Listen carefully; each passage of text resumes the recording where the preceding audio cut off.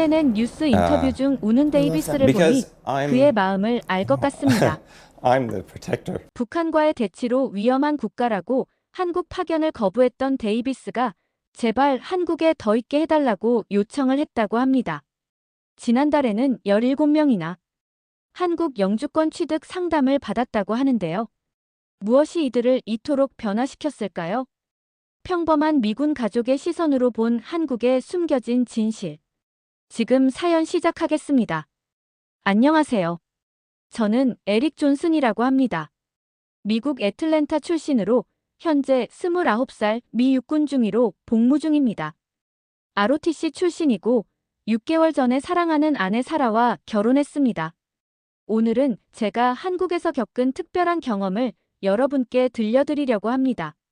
모든 것은 평범한 어느 월요일 아침에 시작됐습니다. 신혼생활을 즐기고 있던 저희 부부에게 청천벽력 같은 소식이 날아왔어요. 상관이 저를 사무실로 불러 한 장의 서류를 내밀었죠. 존슨 중위, 축하합니다. 다음 달부터 한국 평택기지로 발령받게 됐소. 그 순간 머릿속이 하얘졌습니다. 한국이라니요? 북한과 맞닿아 있는 그 위험한 나라. 신혼인데 갑자기 한국으로 가라니. 집에 돌아와 사라에게 이 소식을 전했을 때 아내의 얼굴이 창백해지는 게 보였습니다. 에릭, 우리 결혼한 지 6개월밖에 안 됐는데. 그것도 한국이라니. 거기 전쟁 위험 있는 곳 아니야? 사라는 눈물을 참으며 말했습니다. 물론 사라가 한국 드라마를 몇 편 본 적은 있지만 실제로 살아본 적은 없었기에 더욱 불안했던 거죠. 부모님께 전화를 드렸더니 더 심각한 반응이었습니다. 에릭, 한국은 분단국가잖아. 언제 전쟁이 터질지 모르는 곳인데.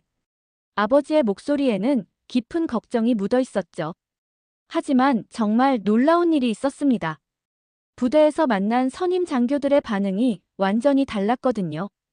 존슨, 한국 발령. 와, 정말 럭키하네. 요즘 미군들 사이에서 한국이 제일 인기 많은 파견지야. 선임 중 한 명이 등을 두드리며 말했습니다. 처음엔 그냥 농담인 줄 알았는데 다른 장교들도 모두 부러워하는 눈치였습니다. 나도 한국 가고 싶은데 신청해도 안 된다니까. 대체 뭐가 그렇게 좋길래 다들 한국 가겠다고 난리야. 정말 이해가 안 됐습니다. 미군들이 위험한 분단국가인 한국에 가길 원한다고요?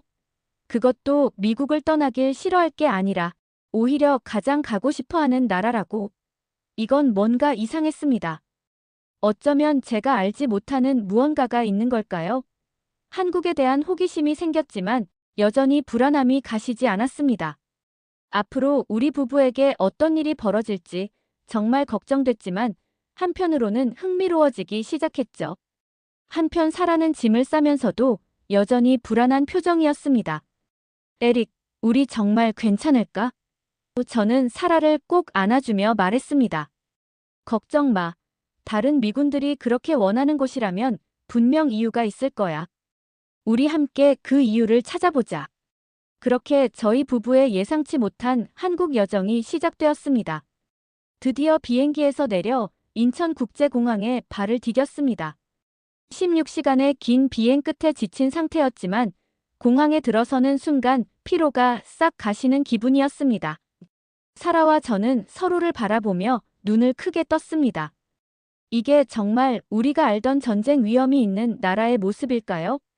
에릭, 여기 정말 공항 맞아? 미국 어느 공항보다 깨끗하고 현대적인데? 사라가 놀란 표정으로 물었습니다. 정말 맞는 말이었죠. 우리가 본 인천공항은 마치 미래 도시에 온 것 같은 느낌이었습니다.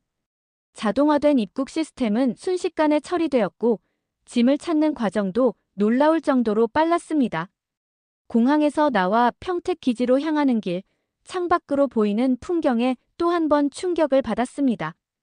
끝없이 이어지는 고층 아파트들과 반짝이는 유리창의 현대적인 빌딩들, 완벽하게 정돈된 도로. 이건 분명 우리가 상상했던 한국의 모습이 아니었습니다. 분단국가라더니 전쟁 위험이 있는 나라라더니 이게 말이 돼? 저도 모르게 중얼거렸습니다. 가장 놀라웠던 건 저녁 무렵 도착한 평택시의 밤 풍경이었습니다. 거리는 밝게 빛나고 있었고 밤 10시가 넘었는데도 사람들이 거리를 활기차게 다니고 있었습니다. 특히 눈에 띈 건 혼자 다니는 여성들이 많다는 점이었죠. 에릭, 저기 봐. 여자들이 밤에 혼자 다니고 있어. 사라가 창밖을 가리키며 말했습니다. 미국이었으면 상상도 못할 일인데. 여기는 그렇게 안전한가 봐. 실제로 애틀랜타만 해도 밤에 혼자 다니는 건 위험하다고 여겨지는데 한국에서는 그런 걱정이 없어 보였습니다. 평택 기지에 도착해 임시 숙소에 짐을 풀고 나서 사라가 저에게 다가와 말했습니다. 여보, 우리가 전쟁 위험 지역에 왔다면서. 근데 오히려 미국보다 더 발전한 것 같아. 사라의 말에 고개를 끄덕일 수밖에 없었습니다. 정말 이상했습니다. 전쟁의 위험이 있는 나라가 어떻게 이렇게 발전할 수 있는 걸까요? 다음 날 아침, 기지 내 식당에서 아침을 먹고 있는데 옆자리에 앉은 미군 병사가 말을 걸어왔습니다. 새로 오셨나 봐요? 한국 어때요? 저는 솔직하게 대답했습니다. 상상했던 것과 완전히 달라서 놀랐어요. 여기가 정말 북한과 대치 중인 나라 맞나요? 그 병사는 웃으며 말했습니다. 맞아요. 그런데 한국은 전쟁의 위협 속에서도 이렇게 발전했어요. 아직 보지도 못한 것들이 훨씬 많을 거예요. 특히 인터넷 속도는 미국의 10배는 빠르다고 보면 돼요. 여긴 그냥 다른 세상이에요. 갑자기 제 휴대폰이 울렸습니다. 미국에 계신 어머니였습니다. 에릭, 괜찮니? 위험하진 않아. 전화기 너머로 걱정스러운 목소리가 들려왔습니다. 저는 웃으며 대답했습니다. 엄마, 전혀 괜찮아요. 오히려 미국보다 더 안전하고 발전된 것 같아요. 정말 놀라운 곳이에요. 전화를 끊고 사라를 바라보니 그녀의 표정이 어제와는 완전히 달라져 있었습니다. 불안함 대신 호기심과 기대감으로 가득 찬 눈빛이었죠. 에릭, 우리 오늘은 밖에 나가서 한국을 좀 더 탐험해 볼까? 사라의 제안에 저도 기대감이 생겼습니다. 이 나라가 정말 어떤 곳인지 더 알고 싶어졌으니까요. 한국에서의 첫 주는 계속해서 놀라움의 연속이었습니다. 기지에서 받은 휴가를 이용해 사라와 함께 본격적으로 한국 사회를 탐험하기 시작했습니다. 처음으로 우리가 확인해 본 것은 인터넷 속도였습니다. 미국에서도 꽤 괜찮은 인터넷을 쓰고 있다고 생각했는데 숙소에서 속도 테스트를 해보니 미국보다 무려 10배나 빨랐습니다. 이게 말이 돼? 우리 집에서는 영화 하나 다운받는데 30분은 걸렸는데 여기선 3분도 안 걸리네. 너무 놀라 사라에게 보여주자 그녀도 믿기지 않는다는 표정을 지었습니다. 더 놀라운 건 이 속도가 한국에서는 아주 평범한 수준이라는 거였습니다. 기지 내 한국인 직원에게 물어보니 이 정도는 보통이에요. 오히려 느린 편이죠. 라고 대답했습니다. 정말 충격적이었습니다. 다음 날 저희는 은행 계좌를 개설하러 나갔습니다. 미국에서 은행 계좌 개설은 보통 몇 시간이 걸리고 서류 작업도 복잡하죠. 하지만 한국에서는 모든 과정이 20분 만에 끝났습니다. 심지어 직원은 친절하게 영어로 설명해주며 스마트폰 뱅킹 앱까지 설치해줬습니다. 미국에서는 이런 일이 몇 주 걸리기도 하는데 라고 말하자 직원은 웃으며 한국은 빨리빨리 문화니까요 라고 대답했습니다. 정말 결정적인 충격은 대중교통이었습니다.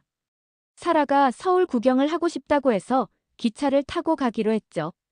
미국에서는 차 없이 생활한다는 건 상상도 못할 일인데 한국의 대중교통은 완벽했습니다.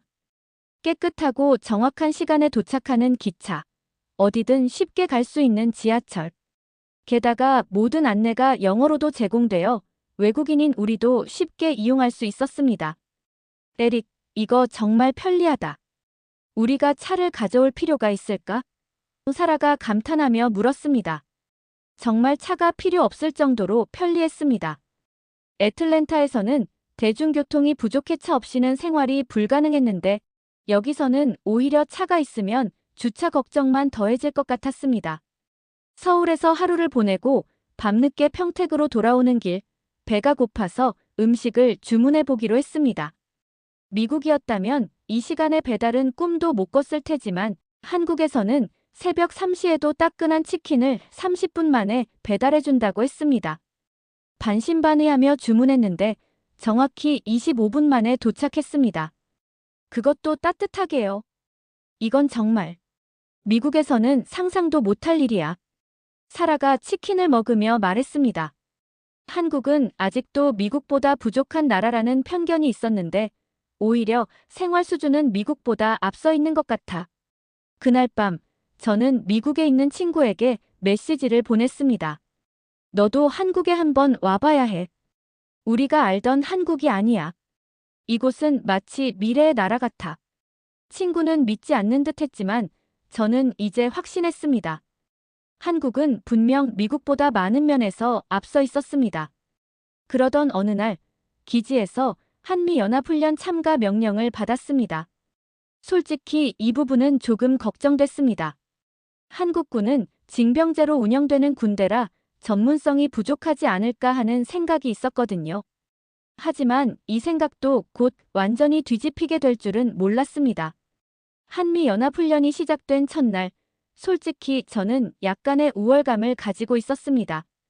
징병제 군대가 과연 전문 직업군인으로 구성된 미군과 어깨를 나란히 할 수 있을까? 라는 의문이 있었거든요. 그런데 그 생각은 불과 몇 시간 만에 완전히 깨졌습니다. 훈련이 시작되자마자 한국군의 실력이 미군을 압도했기 때문입니다. 첫 번째 미션은 완전 군장을 갖추고 15km를 행군하는 것이었습니다.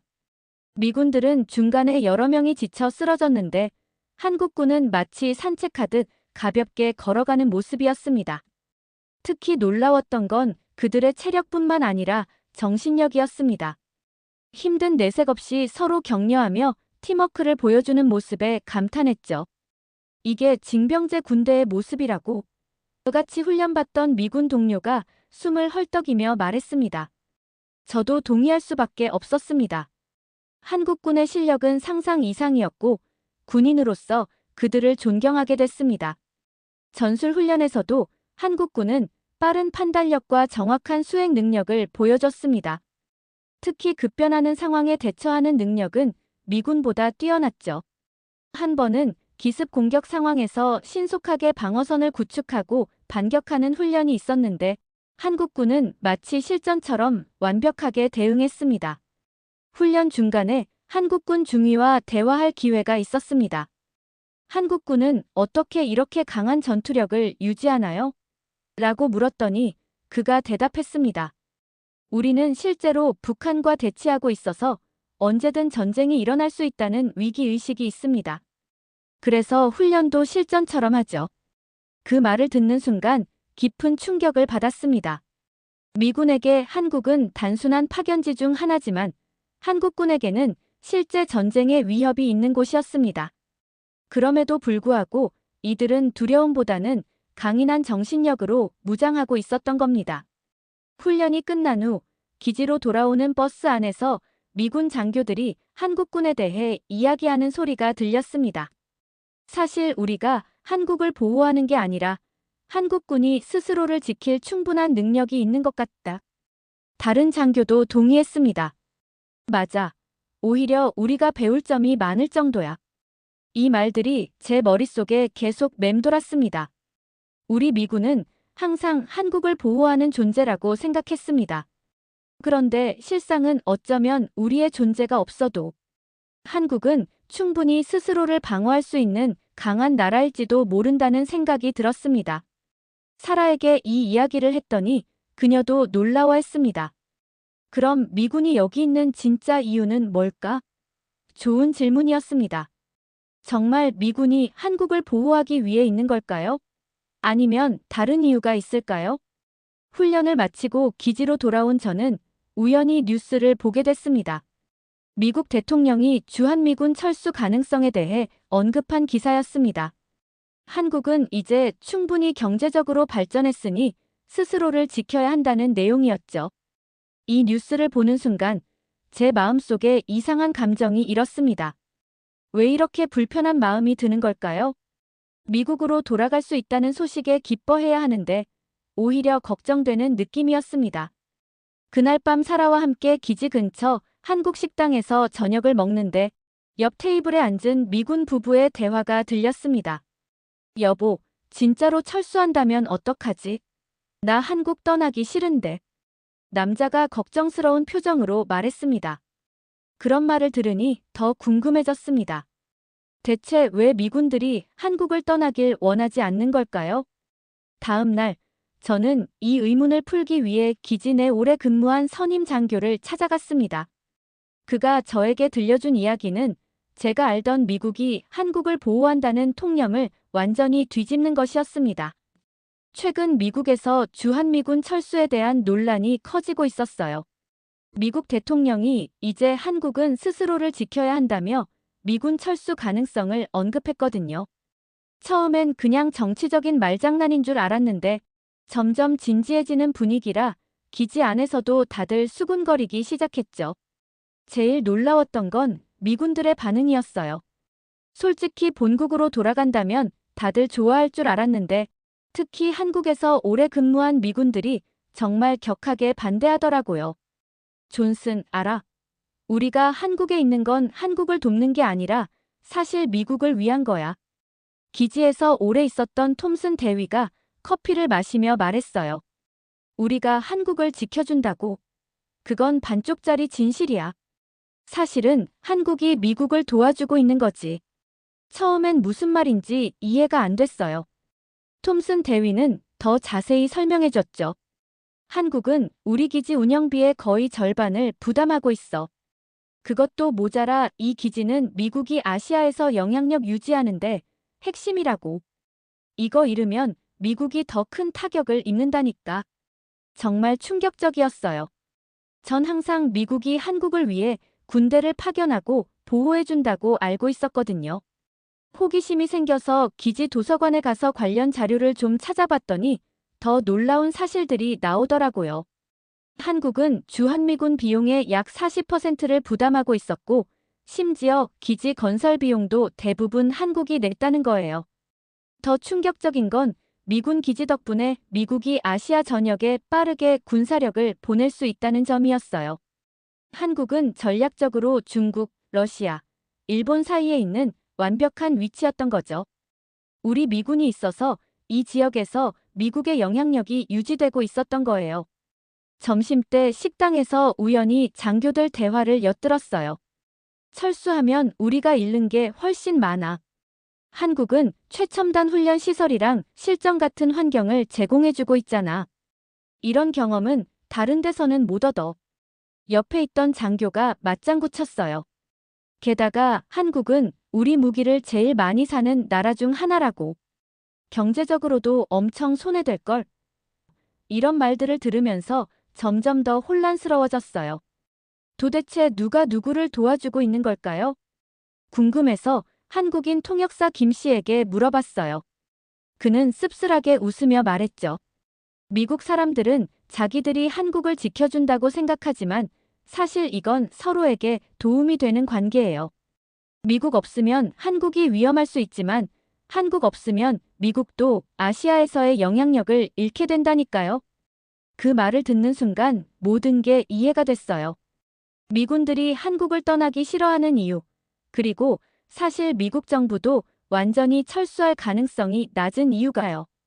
이건 그냥 보호자와 피보호자 관계가 아니라 서로가 필요한 동맹 관계였던 거예요.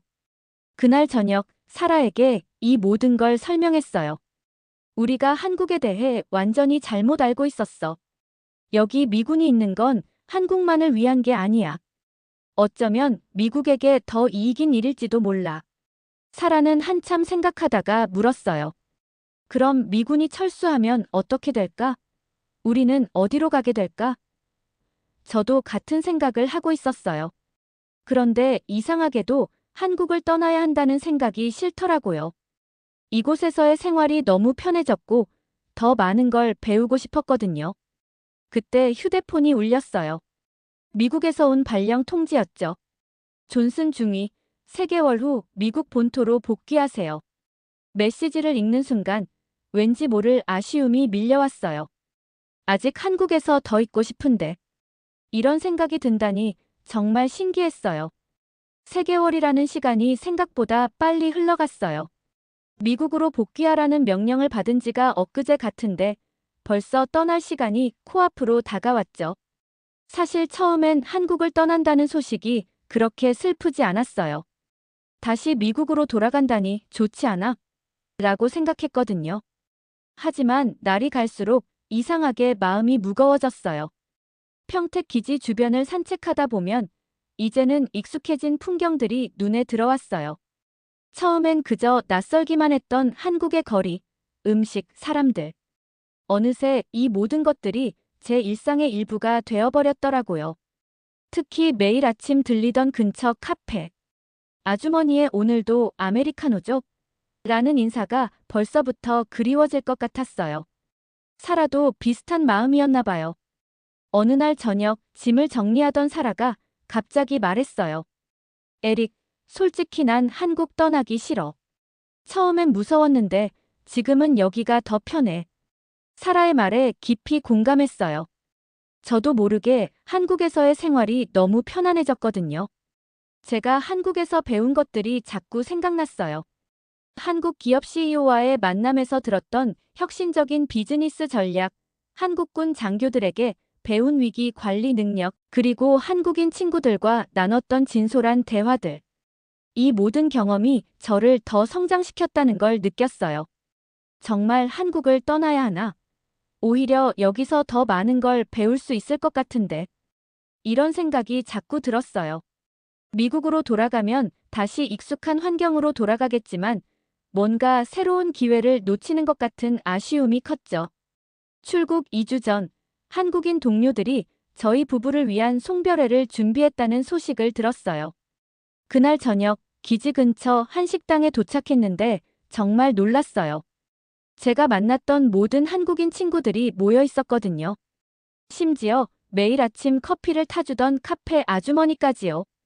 존슨 중위님, 미국 가시면 저희 잊지 마세요. 꼭 다시 한국에 오세요. 그들의 진심 어린 말에 목이 메었어요. 처음 한국에 왔을 때는 그저 임무를 수행하러 온 미군이었는데 어느새 저는 이곳에서 깊은 인연을 맺고 있었던 거예요. 송별회가 끝나고 숙소로 돌아오는 길에 사라가 제 손을 꼭 잡았어요. 에릭, 우리 정말 떠나야 할까? 난 더 있고 싶은데.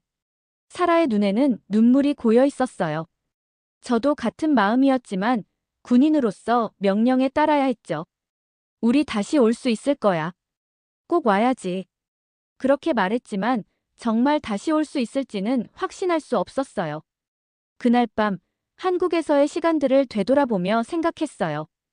고작 몇 개월 만에 이렇게 애착이 생기다니. 출국 전날 밤 짐을 모두 싸고 텅 빈 숙소를 바라보며 깊은 생각에 잠겼어요. 처음 이곳에 왔을 때는 빨리 시간이 지나 미국으로 돌아가길 바랐는데 이제는 시간이 더 천천히 갔으면 하고 바라게 됐어요. 한국에서의 경험이 단순한 해외 근무 그 이상의 의미를 갖게 된 거죠. 다음 날 아침, 인천공항으로 향하는 차 안에서 창밖 풍경을 하나하나 마음에 담았어요. 이제 미국으로 돌아가 새로운 시작을 해야 했지만 한국에서의 시간은 제 인생에서 잊을 수 없는 특별한 경험으로 남을 것 같았어요. 하지만 그때는 몰랐죠. 미국으로 돌아간 후에 제가 얼마나 한국을 그리워하게 될지. 미국에 돌아온 지 한 달이 지났어요.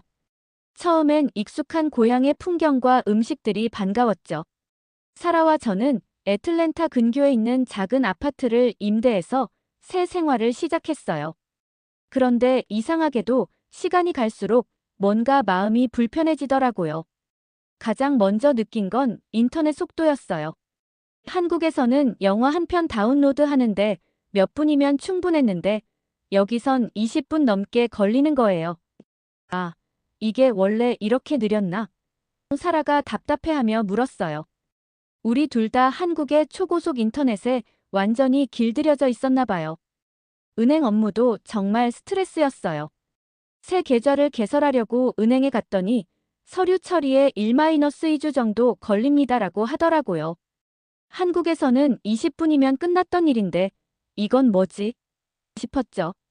게다가 병원 예약도 심각했어요. 정기 검진을 예약하려고 했는데 무려 3개월 후에나 가능하다는 거예요. 에릭, 한국에서는 이런 적 없었는데. 사라가 한숨을 쉬었어요. 저도 같은 생각이었죠. 한국에서는 대부분의 행정 처리가 빠르고 효율적이었는데 미국에 오니 모든 게 느리고 복잡하게 느껴졌어요. 가장 힘들었던 건 대중교통이었어요. 한국에서는 차 없이도 어디든 쉽게 갈 수 있었는데 여기선 차 없이는 정말 불편했죠. 버스는 자주 지연되고 지하철 노선은 제한적이었어요. 결국 차를 한 대 구매했지만 출퇴근 시간의 교통 체증은 정말 스트레스였어요. 어느 날 저녁 회사 동료들과 식사하는 자리에서 한국 이야기를 했어요. 한국에서 살아보니까 어땠어? 동료가 물었죠. 원래는 그냥 가볍게 답하려고 했는데 갑자기 말이 길어졌어요. 솔직히 말하면 한국이 여러 면에서 더 편했어. 인터넷은 미국보다 몇 배는 빠르고 대중교통은 완벽하고 심지어 밤늦게 배달음식도 시킬 수 있었어. 행정 처리도 빠르고. 미국으로 돌아오니까 오히려 불편한 점이 더 많아. 제 말을 들은 동료들이 놀라는 표정이었어요. 그냥 후진국일 줄 알았는데. 라고 말하는 사람도 있었죠. 그때 제가 답했어요. 한국은 절대 후진국이 아니야. 오히려 생활 편의성으로 따지면 미국보다 몇 년은 앞서 있어. 그날 밤 우연히 인터넷에서 한국에 정착한 전직 미군들의 블로그를 발견했어요. 놀랍게도 정말 많은 미군들이 전역 후 한국에 남기로 선택했더라고요. 그들의 이야기를 읽다 보니 왠지 모를 그리움과 후회가 밀려왔어요. 사라에게 그 블로그들을 보여주며 말했어요. 여기 봐. 우리만 그런 게 아니었네. 한국의 생활이 그리운 미국인들이 정말 많아. 사라는 조용히 블로그들을 읽더니 갑자기 울먹이기 시작했어요. 에릭, 나 한국이 너무 그리워. 우리 잘못된 선택을 한 걸까? 그 질문에 뾰족한 답은 없었지만 저희 부부의 마음은 이미 한국을 향하고 있었어요. 미국 생활을 시작한 지 겨우 2달 만에 저희는 다시 한국으로 돌아갈 방법을 진지하게 고민하기 시작했어요. 어느 날 저녁 한국에서 알게 된 친구에게 메시지를 보냈어요. 혹시 한국에서 일할 수 있는 기회가 있을까? 우리 부부가 다시 한국으로 가고 싶어. 솔직히 그냥 푸념 정도로 보낸 메시지였는데 이것이 저희 인생을 완전히 바꿀 줄은 그때는 전혀 몰랐죠. 제가 한국 친구에게 보낸 메시지는 예상치 못한 결과로 이어졌어요. 이틀 후 아침 이메일함을 확인했는데 한국의 대기업에서 온 메일이 있더라고요. 존슨 씨, 저희 회사에서 외국인 전문가를 찾고 있습니다. 면접 기회가 있는데 관심 있으신가요? 처음엔 농담인 줄 알았어요. 제가 보낸 하소연을 친구가 진지하게 받아들여서 회사에 추천했던 거였죠. 메일을 사라에게 보여주니 눈이 동그래졌어요. 에릭, 이거 진짜야? 정말 한국으로 돌아갈 수 있는 기회인 거야? 망설임 없이 면접 제안을 받아들였고 화상 면접을 통해 회사 측과 대화를 나눴어요. 그들이 원하는 건 미군 출신의 보안 전문가였어요. 제 군사 훈련과 경험이 그들에게는 매우 가치 있는 자산이었던 거죠. 면접 후 일주일도 안 되어 공식 오퍼가 왔어요. 연봉도 미국에서 받던 것보다 높았고 주택 보조금까지 제공해준다고 했죠. 사라, 우리 정말 다시 한국으로 갈까? 저녁 식사를 하며 진지하게 물었어요. 사라는 잠시 생각하더니 미소 지었어요. 에릭, 우리 인생에서 가장 행복했던 시간이 어디였어? 그 질문에 대한 답은 너무나 명확했어요. 한국에서의 시간이었죠. 결정을 내리기 전에 저희는 미국에서의 삶과 한국에서의 삶을 냉정하게 비교해봤어요. 미국은 익숙한 문화와 언어, 가족과 친구들이 있는 곳이었지만 한국은 더 높은 생활 수준과 안전, 효율적인 시스템, 그리고 새로운 도전과 기회가 있는 곳이었죠. 알겠어, 가자. 사라와 저는 손을 맞잡고 결정했어요. 부모님과 친구들은 처음에 놀라워했지만 저희의 행복을 위한 결정이라면 지지해주겠다고 했죠. 군 경력을 마치고 민간인으로 한국에서 새 삶을 시작하는 것, 정말 큰 도전이었지만 그만큼 설렜어요. 2달 후, 저희는 다시 인천공항에 도착했어요. 이번엔 미군이 아닌 한국 기업의 직원으로서요. 공항을 나서는 순간 묘한 안도감이 밀려왔어요. 집에 돌아온 것 같아라고 사라가 말했을 때 온전히 공감했죠. 서울 강남의 회사 근처에 회사가 제공해준 아파트에 정착했어요. 미국에서는 상상도 못할 넓은 공간과 최신 시설에 살아는 연신 감탄했어요. 이게 진짜 우리 집이라고. 믿기지 않아. 일을 시작하고 몇 주가 지났을 때 회사 동료가 제게 물었어요. 존슨 씨, 왜 미국을 떠나 한국을 선택했어요? 보통은 반대 아닌가요? 그 질문에 저는 웃으며 대답했어요. 과거에는 한국인들이 아메리칸 드림을 꿈꿨지만 이제는 미국인들이 코리안 드림을 꿈꾸는 시대가 온 것 같아요. 놀랍게도 저희처럼 한국에서 새 삶을 시작한 미국인들이 꽤 많았어요. 저희는 서울에 있는 한국에 정착한 외국인 커뮤니티를 통해 다양한 사람들을 만났어요. 전직 미군부터 영어교사, 사업가들까지. 그들 모두 비슷한 이유로 한국을 선택했더라고요. 높은 삶의 질, 안전함, 효율적인 사회 시스템 때문에요. 한국어 공부를 시작하고 한국 문화에 더 깊이 적응하면서 저희는 점점 이곳에 뿌리를 내리게 됐어요. 사라는 한국 요리 클래스를 다니며 새로운 취미를 발견했고 저는 태권도를 배우기 시작했죠. 1년이 지난 지금 저희는 한국을 떠날 생각이 전혀 없어요. 오히려 이곳에서 가족을 이루고 오랫동안 살고 싶다는 생각이 강해졌죠.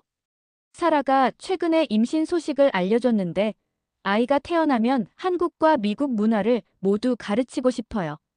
한국에 온 지 얼마 안 됐을 때 한 한국인 친구가 제게 말했어요. 미국은 세계에서 가장 강한 나라지만 강함이 반드시 행복을 의미하진 않아요. 그때는 그 말의 의미를 완전히 이해하지 못했지만 이제는 알 것 같아요. 진정한 행복은 효율적인 시스템, 안전한 환경, 높은 생활 수준이 보장되는 곳에서 오는 거였어요. 오늘도 서울의 아침은 분주하게 시작됩니다. 고층 빌딩 사이로 햇살이 비치고 깨끗한 지하철은 정확한 시간에 도착해요. 이제 이 도시는 제 고향이 되었고 한때 저를 두렵게 했던 분단국가라는 이미지는 완전히 사라졌어요. 누가 상상이나 했을까요? 제가 한국을 보호하러 왔다가 오히려 한국이 저에게 더 나은 삶을 선물해 줄 줄은요. 이것이 바로 21세기의 새로운 코리안 드림이 아닐까 싶어요. 오늘도 정말 놀라운 사연 함께 들어봤습니다. 미국에서 한국으로, 그리고 이제는 한국에서 새로운 삶을 살고 있는 에릭 존슨 씨의 이야기였는데요. 한때는 위험한 분단국가라고만 생각했던 한국이 이제는 미국인들까지 정착하고 싶어하는 나라가 되었다니 정말 자랑스러운 일이 아닐 수 없습니다. 여러분, 우리가 당연하게 여기는 한국의 안전함, 편리함, 첨단 기술들이 사실은 세계적으로 얼마나 놀라운 것인지 다시 한번 생각해보게 되는 시간이었습니다. 우리의 부모님, 할아버지, 할머니 세대가 이룩한 놀라운 발전이 오늘날 코리안 드림으로 이어지고 있는 것이죠. 다음 시간에도 여러분의 마음을 따뜻하게 해줄 감동적인 사연으로 찾아오겠습니다. 오늘도 끝까지 시청해주신 모든 분들께 감사드립니다. 구독과 좋아요, 그리고 여러분의 소중한 댓글은 저희에게 큰 힘이 됩니다. 다음 주에 더 좋은 이야기로 찾아뵙겠습니다. 고맙습니다.